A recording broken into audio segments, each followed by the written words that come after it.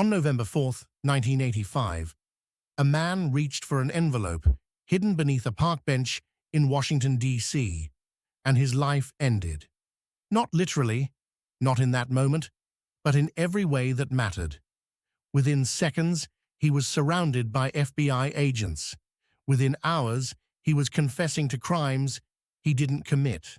Within months, he was convicted of espionage and sentenced to 25 years in federal prison. He would never be free again. His name was Edward Brennan, and he was not a spy.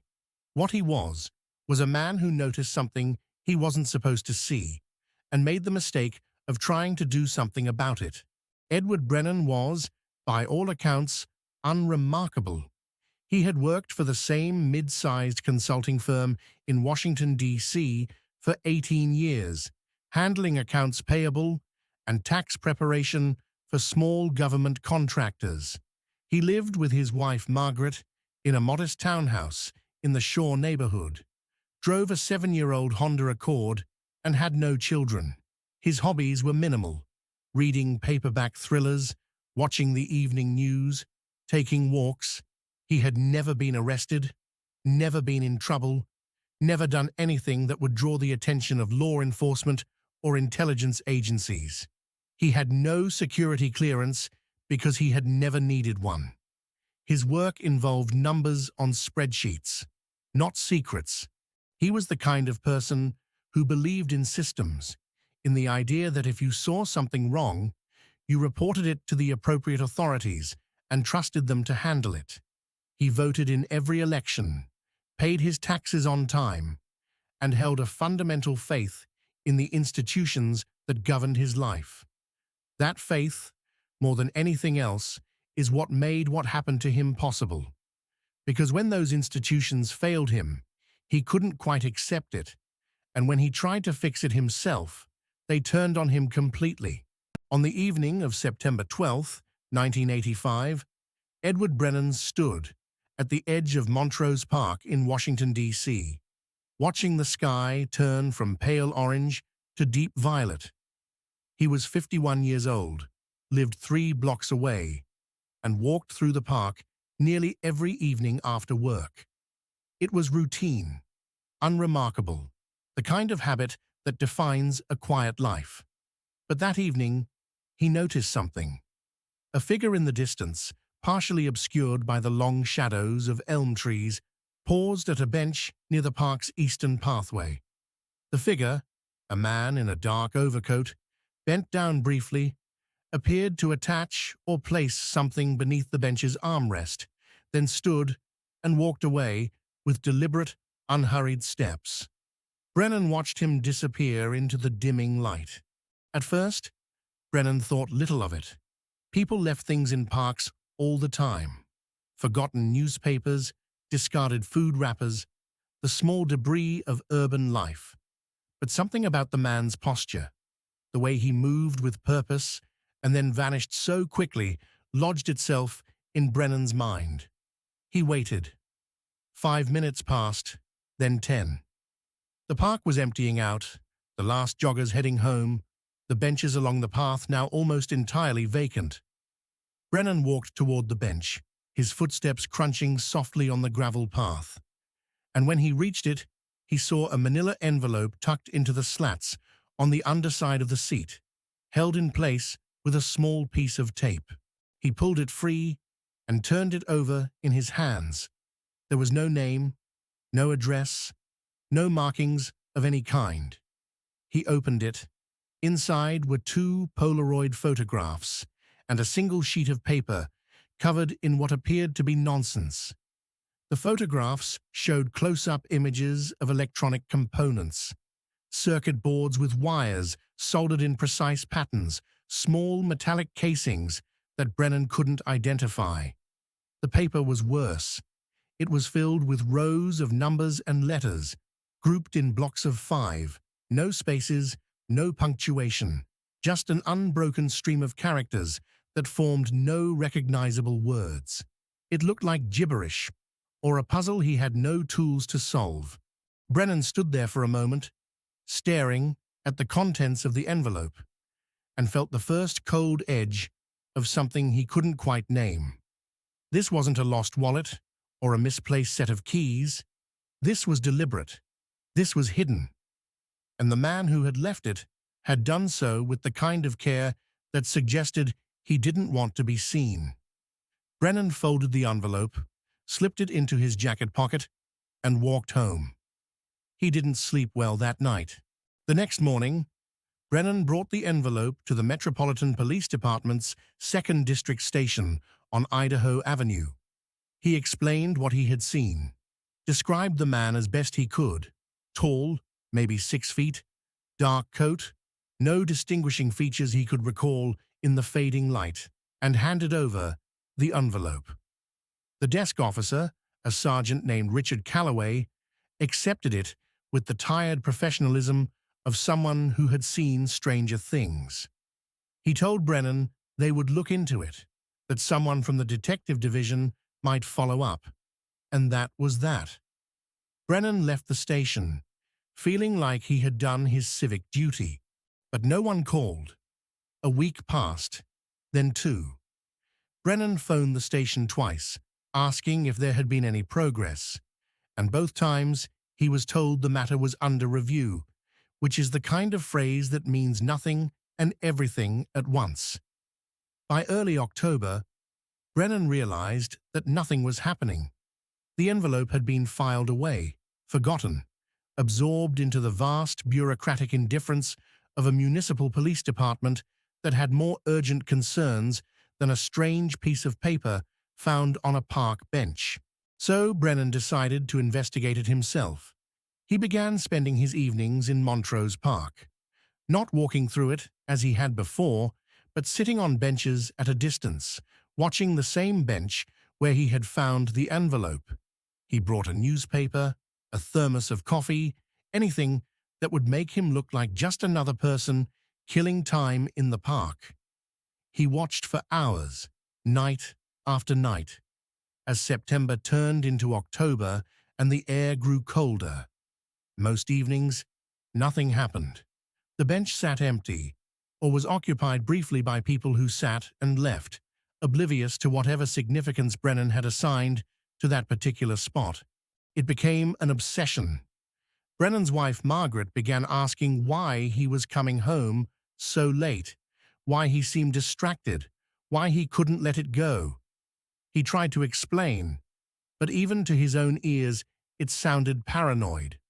A man left an envelope in a park. So what? But Brennan couldn't shake the feeling that he had stumbled onto something real, something that mattered.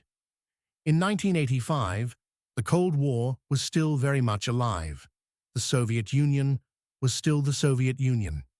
Espionage was not a relic of history, but a present and ongoing reality, and Washington, D.C. was the center of it all. Brennan had read the stories, heard the rumors. He knew that spies used dead drops, hidden locations where information could be passed without direct contact. And the more he thought about it, the more convinced he became that he had found one. On the evening of November 4th, 1985, Brennan was sitting on a bench, roughly 40 yards from the target location, half hidden by a cluster of oak trees, when he saw the man again. Same dark overcoat, same deliberate movements. The man approached the bench, glanced around briefly, then bent down and appeared to slide something beneath the seat. He straightened, adjusted his coat, and walked away in the same unhurried manner as before. Brennan's heart was pounding. He waited, counting the seconds, watching the man disappear into the evening crowd. Then he stood and walked toward the bench. The envelope was there, taped to the underside of the seat, just like before. Brennan pulled it free, felt the weight of it in his hands, and was already turning to leave when he heard the first shout. He didn't understand what was happening. Men were running toward him from multiple directions, from places he hadn't even been looking. They were shouting commands, hands up, get on the ground. And Brennan froze, still holding the envelope. his mind struggling to catch up with the reality unfolding around him. Then someone slammed into him from behind, driving him face first into the gravel path. His glasses flew off. His arms were wrenched behind his back, metal handcuffs biting into his wrists. He tried to speak, to explain, but no one was listening. There were voices all around him. Brennan tried to tell them he wasn't running anything, that he had found the first envelope months ago, that he had reported it to the police, that he was just trying to figure out what was going on. But the men, and they were clearly FBI, not local police, weren't interested in his explanations. They pulled him to his feet, searched him, and led him to an unmarked sedan, parked at the edge of the park. What happened next is less clear, not because the events themselves are unknown, but because the documentation is sparse and much of it remains classified. Brennan was taken to a location he would later describe as a basement, a room with concrete walls and a single metal table, somewhere in the Washington, D.C. area, but not a place he recognized. He was held there for what he estimated to be 36 hours. Though without a watch or any sense of natural light, time became difficult to measure. He was interrogated repeatedly by different agents, sometimes alone, sometimes in pairs. They asked him the same questions over and over. Who are you working for? How long have you been passing information? What do the coded messages contain? Who is your handler? Brennan repeated the same story each time. He had found the first envelope in September. He had reported it to the police. They had done nothing. He had returned to the park on his own, trying to understand what he had seen. He had no connection to espionage, no ties to any foreign government, no knowledge of what the coded messages meant. But the agents didn't believe him. To them, his story was too convenient, too perfectly constructed to be anything other than a cover. They told him that they had been surveilling the dead drop, that they knew it was being used to pass classified information to a foreign intelligence service, and that by retrieving the envelope, he had placed himself directly in the center of an active counterintelligence operation.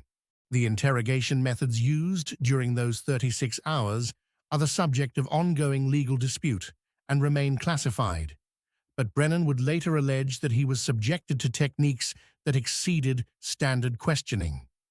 He described being kept in a stress position for hours, standing with his arms raised and handcuffed to a pipe above his head.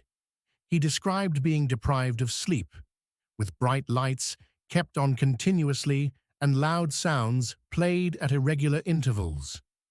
He described being told that his wife was in custody, that she would be charged as an accomplice unless he cooperated, a claim that was false but effective.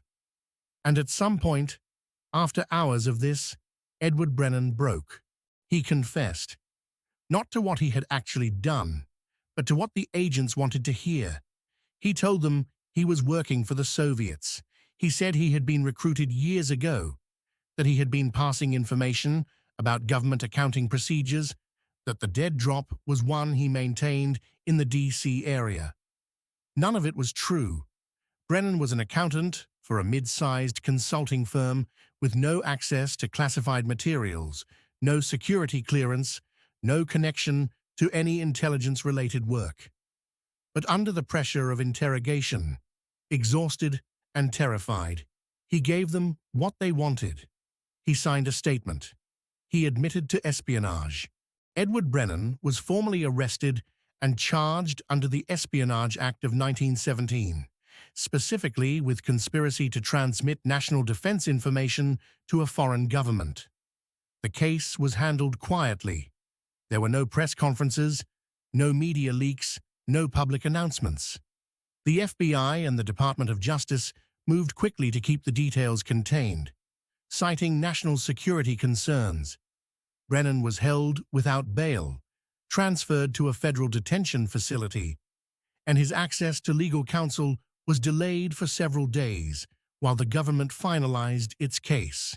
His court-appointed attorney, a young public defender named Samuel Horace, immediately recognized the problems with the confession. Horace filed motions to suppress the statement, arguing that it had been obtained under coercive conditions, but the government pushed back hard.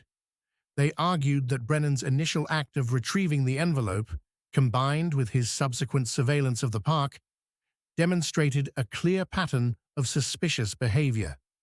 They introduced evidence showing that the dead drop had been used multiple times over the preceding months to pass information related to Department of Defense communications technology, and that whoever was servicing the drop had access to highly sensitive materials.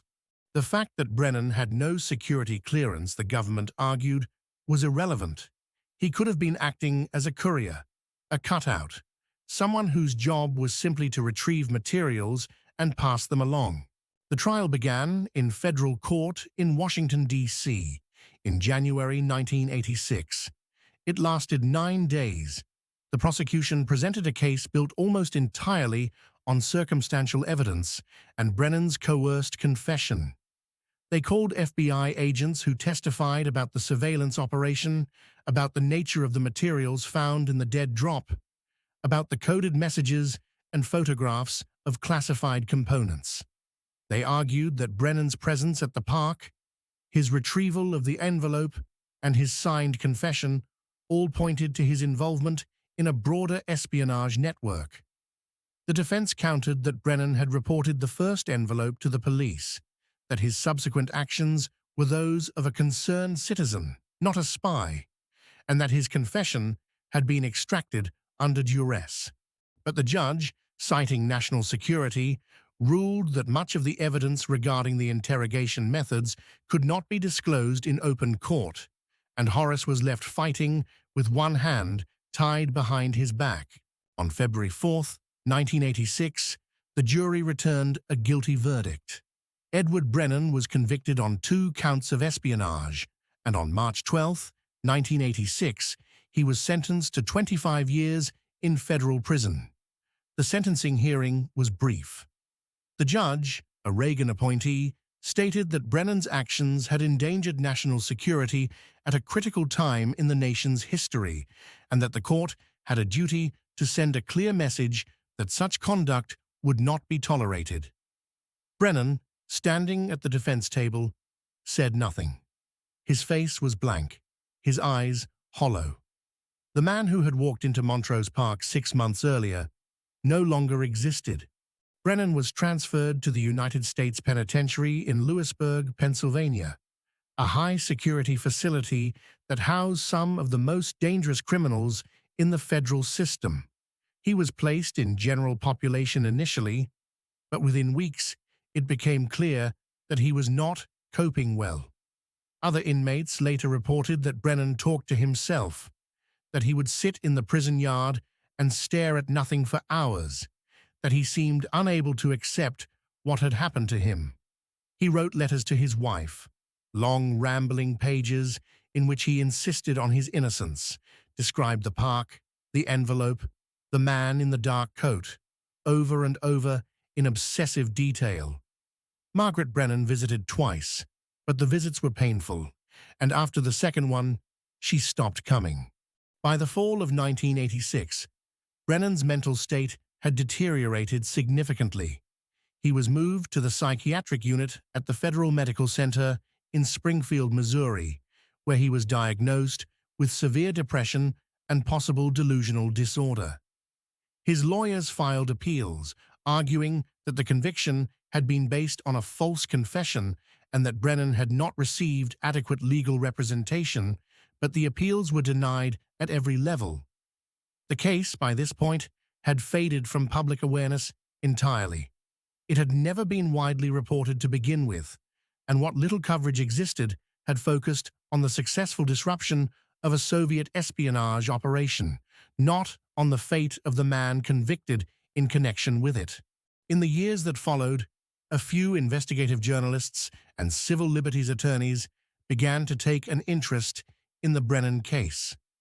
They filed Freedom of Information Act requests, trying to obtain documents related to the FBI's surveillance operation and the interrogation methods used, but most of the materials were classified or heavily redacted. What they did manage to uncover, however, was troubling. They found records showing that Edward Brennan had indeed reported the first envelope to the Metropolitan Police in September 1985, exactly as he had claimed. They found internal police memos indicating that the report had been filed and then ignored, not forwarded to any federal agency, not investigated in any meaningful way. And they found evidence suggesting that the FBI's surveillance of the Montrose Park dead drop had begun several months before Brennan ever approached the bench, which meant the Bureau had been aware of the operation long before he became involved.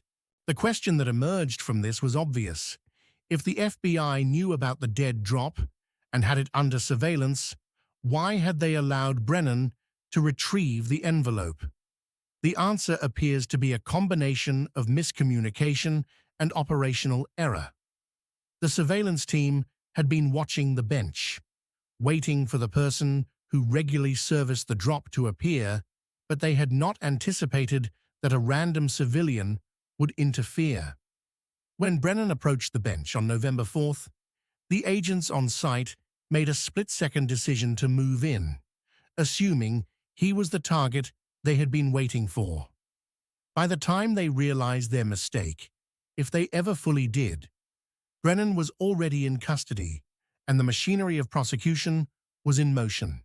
But there was another darker possibility that some investigators began to consider. It was possible that the FBI, having failed to identify the actual spy servicing the dead drop, had decided that prosecuting Brennan was preferable to admitting they had no idea who their target was. In the mid-1980s, Cold War counterintelligence operations were under intense pressure to produce results, and the public and political appetite for espionage convictions was high. A case like Brennan's, with its coded messages, classified materials, and Soviet connections, would have been seen as a significant success, regardless of whether the right person had been convicted. Edward Brennan spent the rest of his life in federal custody. He was never released, never pardoned, never exonerated. His mental health continued to decline, and by the early 1990s, he was largely nonverbal, spending most of his days in the psychiatric ward, disconnected from the world around him. He died in 1998 at the age of 64, of complications related to pneumonia. His death was noted in a brief administrative report filed by the Bureau of Prisons, and that was the extent of the acknowledgement. In the years since, the Brennan case has occasionally resurfaced in discussions about wrongful convictions, coerced confessions, and the excesses of Cold War-era national security prosecutions. Legal scholars have pointed to it as an example of how the combination of circumstantial evidence, aggressive interrogation, and a climate of fear can lead to devastating miscarriages of justice. Civil liberties organizations have used it to argue for greater transparency in national security cases, for stronger protections against coercive interrogation, for the right of defendants to access the evidence used against them. But for the most part, Edward Brennan's story remains obscure, a footnote in the larger history of Cold War espionage, remembered by a few activists and attorneys, but unknown to the general public. The real spy, the person who had been using the Montrose Park dead drop to pass classified information to Soviet intelligence, was never publicly identified. Declassified FBI documents from the late 1990s, released in response to FOIA requests, confirm that the Bureau continued its investigation after Brennan's arrest, and that they eventually identified a suspect, a Department of Defense contractor with access to communications technology, but the details remain classified. It is unclear whether that person was ever prosecuted, or whether they fled the country, or whether the investigation simply ran into a dead end. What is clear is that Edward Brennan was not that person. The bench in Montrose Park still exists.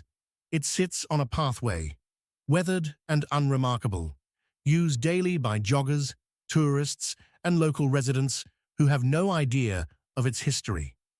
The park itself has changed over the decades. New trees planted, old ones removed, pathways repaved, but the bench remains. It is not marked with a plaque, not designated as a historical site, not memorialized in any way. It is just a bench, and that is perhaps the most fitting monument to what happened there.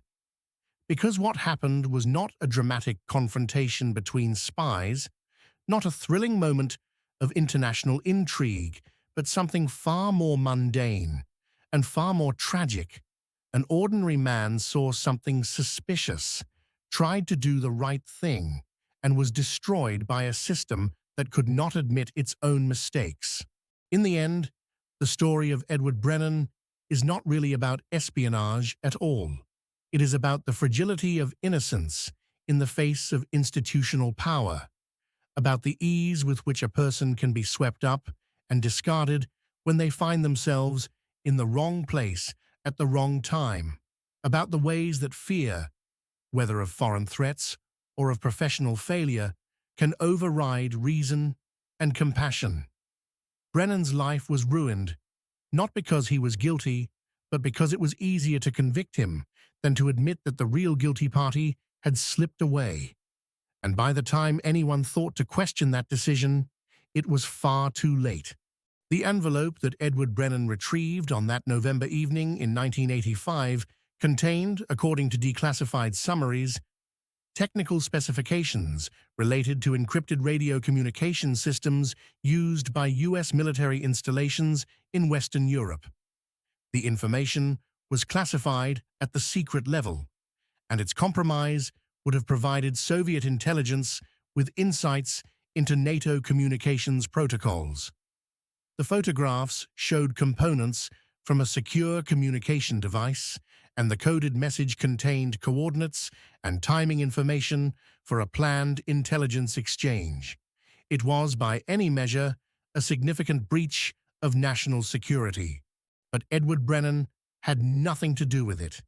He was simply the person who happened to be in the park that evening, who happened to notice something strange, who happened to care enough to investigate. And for that, he lost everything. The final chapter of the Brennan case came in 2003, 5 years after his death, when a group of attorneys filed a posthumous motion to vacate his conviction. The motion was supported by newly declassified documents showing that the FBI had withheld exculpatory evidence during the trial, including records of Brennan's initial police report and internal memos, questioning whether he fit the profile of the suspected spy.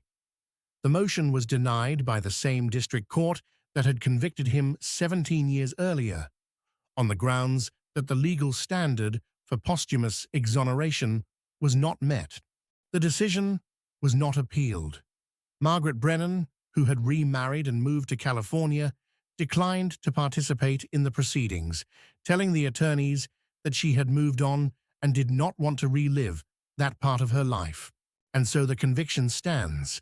Edward Brennan remains, in the eyes of the law, a convicted spy, a traitor who sold secrets to the Soviet Union during one of the most dangerous periods of the Cold War. The truth, buried in classified files and fading memories, is something different. But the truth has never been particularly good at correcting the official record.